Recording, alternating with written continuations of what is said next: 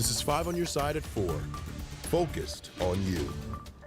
We begin with breaking news at 4. St. Louis police are investigating a shooting outside Enterprise Center. Here's a live look at the scene at 14th and Clark. Police tell us at least one person was shot, but they don't know their condition at this time. The shooting comes hours before a St. Louis Blues home game. We'll stay on top of this breaking story and bring you updates on air on KSDK.com and on the 5 on Your Side app. Right now at 4, as the fight between Israel and Hamas continues, there are growing calls for a ceasefire in order to evacuate Gaza's largest hospital. Dozens of patients are trapped inside, including 3 dozen newborns. Good afternoon. I'm Brent Solomon. And I'm Kay Quinn. The United Nations says health workers are struggling to move patients to the south as the fighting continues. The Israeli army says the facility is used by Hamas militants as its main command base. Hundreds of patients, medical staff, and displaced people are trapped there with dwindling supplies and without electricity to run incubators and other life-saving equipment. Health officials say several newborns have died and dozens more are at risk. We do not want to see firefights in hospitals. We want to see patients protected. We want to see hospitals protected. Israeli forces have also taken control of northern portions of the Gaza Strip, saying they are driving out and killing Hamas fighters. Thousands of demonstrators rallied at the nation's capital to march for Israel. Organizers say nearly 60,000 people were there, including several from right here in the St. Louis area. Our Justina Cornell spoke to St. Louisans on the ground. She joins us now in studio with reaction. Hey, Justina. Yes, and multiple people from the area, including the Jewish Federation of St. Louis, are among the tens of thousands gathered today at the National Mall in Washington, D.C.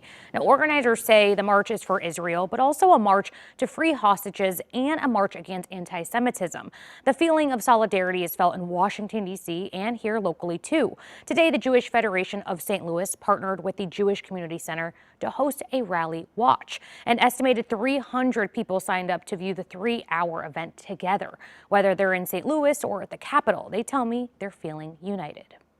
It's like we're connected at the heart, that we know they're there experiencing it and representing us all, but it's like they're a piece of us and they're there, and our hearts and our minds are with them as well. The opportunity to be able to partake in something that really is historic. I mean, the last time that this really happened was 1987 with the rally to free the Soviet Jews, when 250,000 people came to Washington for that as well. Now, we should mention, Justina, that the Department of Homeland Security deemed that march a level 1 security event, and that's the highest possible level. So could you break down what that means and whether there were any threats that came in? Yeah, Brett. So level 1 security is reserved for high-profile events like the Super Bowl or the World Series. Now, this allows the federal government to fill in possible gaps that local security may need, such as venue screening and explosive detection. As far as threats, there weren't any credible threats at the march today. Very good to know. Justina Cornell reporting for us. For our very latest coverage on the Israel-Hamas war and ways to help those impacted, text the word Israel to 314-425-5355. A major K-Squad investigation into a Clayton homicide continues right now. Investigators are still looking for the person who shot and killed a man on Wydown yesterday morning. No other details are being released about the victim or the events leading up to the crime. It's the first murder in that community since 2006. Well, the findings are in for the state investigation into former St. Louis Circuit Attorney Kim Gardner.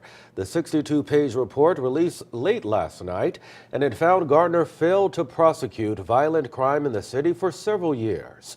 Her office dismissed about 25,000 pending cases. Judges dismissed more than 2,700 cases for failure to prosecute. And her administration routinely violated the Crime Victims' Rights Act. That's by making decisions on cases without notifying victims. She came to office with the stated intention of reducing incarceration. She did that by simply not doing her job. 5 on Your Side has contacted Gardner several times for a response. We're waiting to hear back. We've also requested copies of the evidence in Bailey's case. You can see the full report yourself on KSDK.com in the As Seen on TV section. Well, you needed a coat this morning, but it's definitely shorts weather this afternoon. What we really need is some rain. Chief Meteorologist Scott Connell tracking it all in the Weather First forecast. I wish we were tracking some rain. We definitely need it. We are dry as a bone, and it looks like for the most part we're going to stay that way until at least Friday. Along about Friday, some of us may get a shower or two, but it's not going to be enough to really make a dent in the dry conditions across the area right now. And even though it's not overly windy, the air is extremely dry.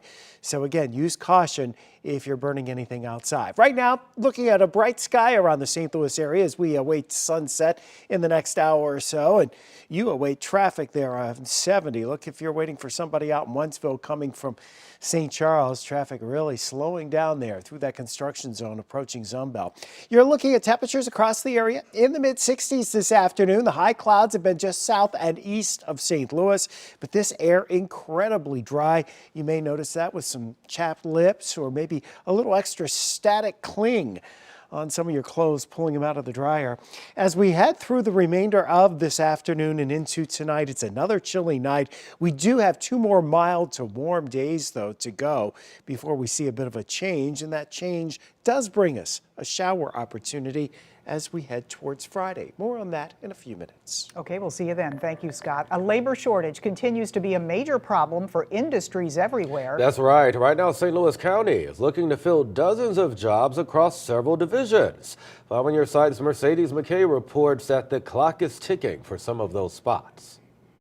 Yeah, it's pretty tough. Darian Singleton is one of the many struggling to keep up with his bills. Prices are high, groceries are high, a lot of stuff is just high. That's why on Tuesday, he spent his morning at the St. Louis County Job Fair, the 27-year-old hoping to tap into the construction field. Gonna need a skilled position in order to survive nowadays. Luckily for Singleton, the county is in desperate need of employees. People have come work their careers and are enjoying retirement, and then we've just been repeatedly trying to replace those individuals, which can be difficult. St. Louis County is looking to fill several positions, including maintenance driver, technician, and corrections officer. Right now, it's just a competition for skills. There's just, finite resources and everyone's competing for them. As the winter months creep in, HR manager Toby Hoppert says the need to fill certain positions is crucial. We've got folks that need to come plow the roads and so we can keep the public safe. And as the days get colder, the worry to fill those roles is only growing. That's why we're here. It's a similar story within the Parks Department.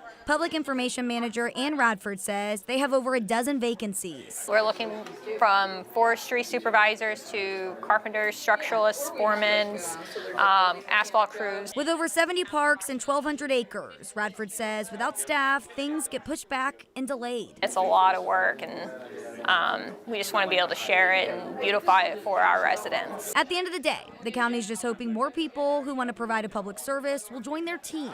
Because if not, county residents will feel the impact. I know everybody wants to drive down and not lose a tire in a pothole, so we need to get these positions filled. In St. Louis County, Mercedes McKay, 5 on your side. And you can find a full list of current job openings within St. Louis County. That's on our website, ksdk.com.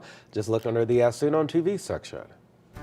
The city of St. Louis comes out on top in a new survey why it's been named an all-star city for supporting the LGBTQ community. And getting ahead while paying off a debt to society. The new partnership bringing college classes to jail.